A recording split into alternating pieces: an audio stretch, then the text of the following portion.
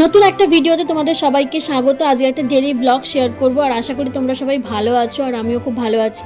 আজকে হচ্ছে সোমবার আর ঘড়িতে এখন বাজে প্রায় সকাল 10:30 মতন। আমি স্নান টান করে পুজো টুজো করে চলে এসেছি।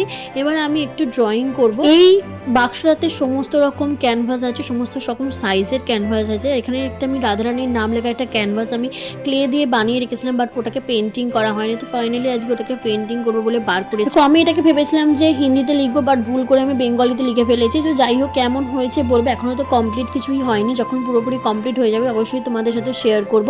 আর আমার ড্রয়িং চ্যানেলটাকে অবশ্যই সাবস্ক্রাইব করে দিও, আমি নিচে ডেসক্রিপশন বক্সে মেনশন করে দেবো। তো চলো ক্যামেরাটা আর রিং লাইটটা আগে সেট করে নিই, তারপর তোমাদের সাথে আবার দেখা। এই যে এই ক্যানভাসটা দিয়ে আমি আজকে পেন্টিং করব। শ্রী রাধারানীর নাম অলরেডি ক্লে দিয়ে লিখে রেখেছি, এবার একটা হোয়াইট বেস করব। তো সমস্ত কিছু গোছাতে গোছাতে অলরেডি টিফিন টাইম হয়ে গিয়েছে, তো ভাবলাম আগে খেয়ে নিই, তারপরে আবার সমস্ত কিছু একসাথে নিয়ে বসবো, নাহলে বারবার ডিস্টার্ব হবে।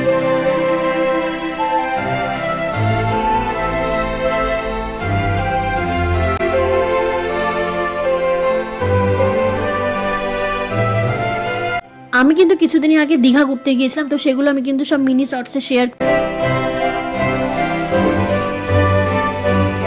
এখানে বেস কালার করব আগে, তো যাই জন্য আমি একটু হোয়াইট কালার নিয়ে নিয়েছি। এখানে জেসও ইউজ করা যায়, বাট আমি হোয়াইট কালারই নিয়েছি, কোনো অসুবিধা হবে না তাতে। ক্যানভাসটা কীভাবে রং করেছি তার ফুল ভিডিও কিন্তু আমি আমার ড্রয়িং চ্যানেলে আপলোড করেছি, সেটা কিন্তু অবশ্যই দেখো আর অবশ্যই জানিও কেমন হয়েছে।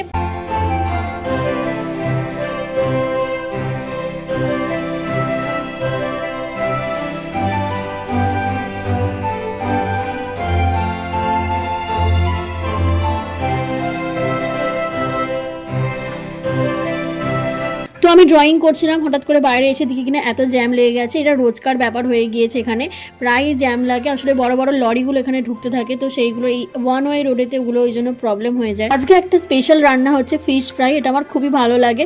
তো যাই হোক, এরপরে খাওয়া দাওয়া করে শুয়ে পড়েছিলাম, তারপর আর কোনো ভিডিও বানানো হয়নি। আর ঘুম থেকে উঠে দিয়ে কিনা আমার স্টুডেন্ট এসছে। অ্যাকচুয়ালি আমি সকালেই পড়াই, কিন্তু ওর যেহেতু পরের দিন পরীক্ষা ছিল তাই ও এসেছিল ওর কিছু ডাউট ছিল সেগুলো ক্লিয়ার করতে। পড়ানো হয়ে যাওয়ার পর তারপর আমি রেডি হয়ে চলে গিয়েছিলাম বিয়ে বাড়িতে। বিয়ে বাড়িটা আমার পাড়াতেই ছিল, তাই একটু লেট করেই গিয়েছিলাম। তো বিয়ে বাড়ির ভিডিও কিন্তু আমি শর্টসে শেয়ার করবো, সেটা কিন্তু অবশ্যই চেক করো। এখানে দেখো বর বউকে আমি তোমাদের এক ঝলক দেখিয়ে দিলাম। তো দেখা হবে নেক্সট ভিডিওতে, ততক্ষণ পর্যন্ত টাটা।